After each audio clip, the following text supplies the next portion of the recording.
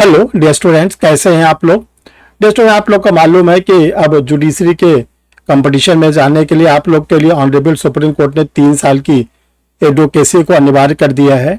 तो एक क्वेश्चन ये उठता है, क्या हम एडवोकेसी के एनरोलमेंट के बाद एलएलएम का कोर्स कर सकते हैं कि नहीं कर सकते। अगर हम एडवोकेसी के दौरान एलएलएम के कोर्स को करते हैं तो क्या वो हमारे एक्सपीरियंस में काउंट होगा कि नहीं काउंट होगा। ये आज अधिकांश लॉ ग्रेजुएट स्टूडेंटों का क्वेश्चन है, इसीलिए ये वीडियो आप लोग के सामने मैं लेकर आया हूँ। और आप लोग को आज इसमें पूरी बारीकी एक एक करके हम बताएंगे कि अगर आप एडवोकेसी के दौरान एलएलएम में एडमिशन लेते हैं तो क्या आपकी वो जो एक्सपीरियंस है वो काउंट होगा कि नहीं काउंट होगा।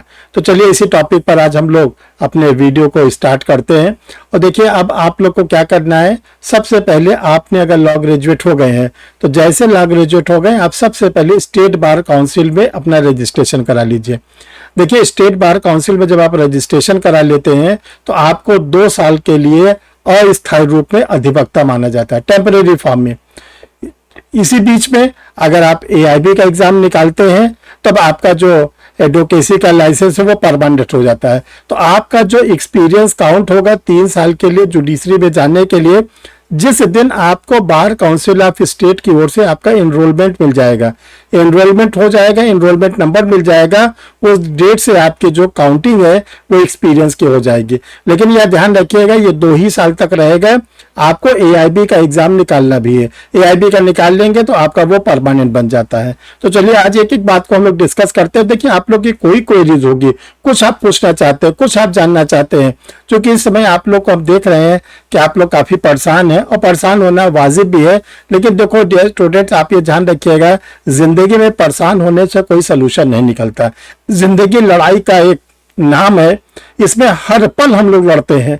24 सॉरी डियर स्टूडेंट, एक एक पल हम लोग जो है अपने जीवन के साथ किसी न किसी प्रॉब्लम के साथ लड़ते रहते हैं। तो ये जीवन इसीलिए मिला हुआ है जो संघर्ष करते हुए आगे बढ़ते हैं।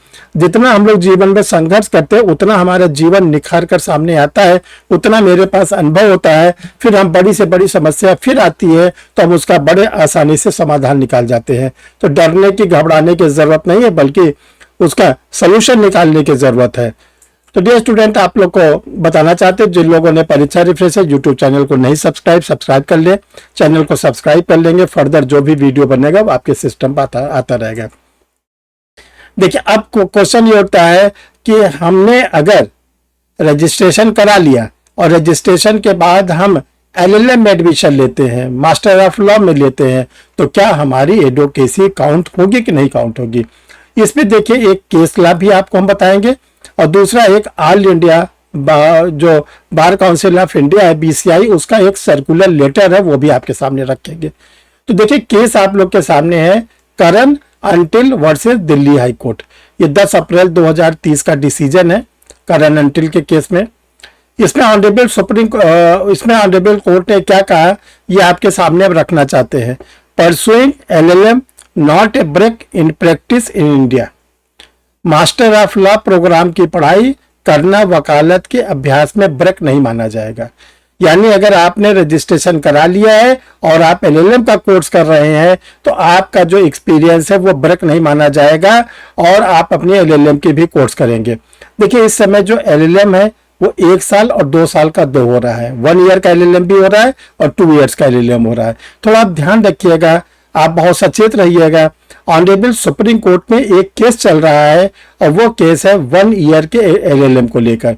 क्या जो 1 ईयर का एलएलएम है इसको वैलिड माना जाए। ये सुप्रीम कोर्ट में केस चल रहा है, इसमें समर वेकेशन के बाद जुलाई में डेट भी लगी हुई है। तो आप बड़ी सावधानी से ध्यान रखिएगा कि वो जो सुप्रीम कोर्ट का केस चल रहा है उसमें अगर 1 ईयर को अलाउ कर देते हैं तभी आप 1 ईयर के एलएलएम को करिएगा, और अगर नहीं अलाउ करते हैं तो आप 2 ईयर्स के एलएलएम को करिएगा। नहीं तो क्या होगा कि दिक्कत आपके साथ हो जाएगी। एक चीज तो ये बहुत सावधानी से आप ध्यान रखिएगा। दूसरा, आपके सामने क्वेश्चन ये आता है कि जो अभी हमने आपको बताया बार काउंसिल ऑफ इंडिया का एक सर्कुलर है। तो देखिए, बार काउंसिल ऑफ इंडिया का एक बीसीआई का संकल्प संख्या पत्र है 160/2009 160/2009। इसमें देखिए, बार काउंसिल ऑफ इंडिया ने ये कहा था, प्रैक्टिशनर एडवोकेट अपने लाइसेंस को सस्पेंड किए बिना रेगुलर स्टूडेंट के रूप में एलएलएम पाठ्यक्रम में शामिल हो सकते हैं। देखिए ये बीसीआई का लेटर है, प्रैक्टिशनर एडवोकेट, यानी कि ऐसे एडवोकेट जिन्होंने बार काउंसिल ऑफ स्टेट में रजिस्ट्रेशन करा लिया है, वो एडवोकेसी करने लगे हैं, उनको कहा गया अपने लाइसेंस को सस्पेंड किए बिना, आपको अगर हायर एजुकेशन यानी मास्टर ऑफ लॉ में जाना है तो आपको अपना जो रजिस्ट्रेशन नंबर उसको सस्पेंड कराने की जरूरत नहीं है, बल्कि आप क्या करिए एलएलएम एडमिशन लेके, और कैसे रेगुलर स्टूडेंट के रूप में, आप रेगुलर स्टूडेंट के रूप में एडमिशन लेके आप एलएलएम के पाठ्यक्रम करते हैं तो आपका एक्सपीरियंस भी काउंट होता रहेगा एडवोकेसी का, और एलएलएम की डिग्री भी आपके पास मिल जाएगी।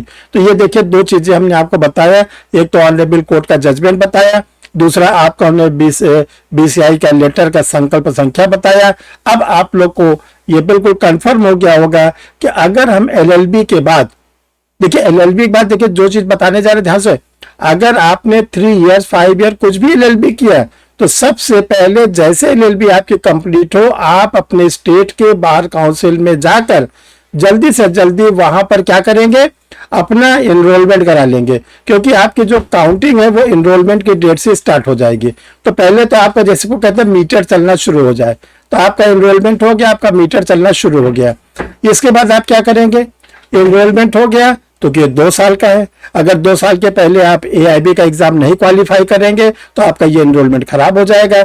और अगर आप एलएलएम भी करते हैं तो आपका वो काउंटिंग से कोई मतलब नहीं, चूंकि आपका वो ऑलरेडी टेम्परेरी वाला लाइसेंस खत्म हो चुका है। तो आपको क्या करना है कि जब आपका रजिस्ट्रेशन हो जाए बार काउंसिल ऑफ इंडिया में, तो आप जल्दी से जल्दी एआईबी का एग्जाम भी निकालें। 2 साल का समय है, 1 साल में 2 बार एग्जाम होता है, 4 बार एग्जाम मिलेगा। उसका फायदा ये होगा कि 2 साल के बाद 2 साल के अंदर आप एलएलएम कर लेते हैं, या 1 साल के अंदर 1 ईयर वाला कर लेते हैं, तो आपकी एलएलएम भी वैध, और जो एआईबी आपने निकाल लिया आपकी एडवोकेसी भी कंटिन्यूअस चलती रहेगी। ये देखिए सरल शब्द हमने बताया। इसके बाद भी अगर कोई कंफ्यूजन है, कोई चीज नहीं समझ में आ रही है, तो आप कमेंट बॉक्स में लिखते जाएंगे, हम एक एक करके आपका आंसर बताते जाएंगे। देखो डियर स्टूडेंट, जरा एआईबी को आप लोग सीरियसली लीजिएगा, एआईबी को हल्के मत लीजिएगा, एआईबी का पेपर भी बहुत कठिन आता है। तो जिन लोगों ने अभी तक एआईबी का एग्जाम नहीं दिया है वो जल्दी से जल्दी एआईबी को बिल्कुल कंपटीशन की तरह तैयार करें। एआईबी को करेक्ट करना है, एआईबी को निकालना है, ये भी एक बहुत ही जिसको कहते हैं इंपॉर्टेंट स्टेप है। तो एआईबी के लिए परीक्षा रिफ्रेशर लॉ क्लासेस ने आप लोग के लिए डिगलॉट में एक निकाल रखा है, आप लोग के लिए गाइड, कंप्लीट गाइड है, हिंदी और इंग्लिश दोनों में। इसके साथ अगर आप एआईबी को 100% करेक्ट करना चाहते हैं तो आपको हम देखो एक सजेशन देंगे कि आपको रेगुलर क्लास करना पड़ेगा। रेगुलर क्लास जो ऑनलाइन होती है, ऑनलाइन मोड पे चलती है, मॉर्निंग में चलती है, इवनिंग में चलती है, डे में कोई क्लास नहीं चलती। आप उसमें भी एनरोल्ड होकर अपने एआईबी को सिक्योर कर सकते हैं। एआईबी का कोर्स कैसे ज्वाइन करें, एआईबी की गाइड कैसे मंगाएं, इसके लिए 2 व्हाट्सएप नंबर है। किसी भी व्हाट्सएप नंबर पर आप अपना मैसेज डाल देंगे कि हमें एआईबी की गाइड चाहिए या एआईबी का हमें जो है क्लास चाहिए।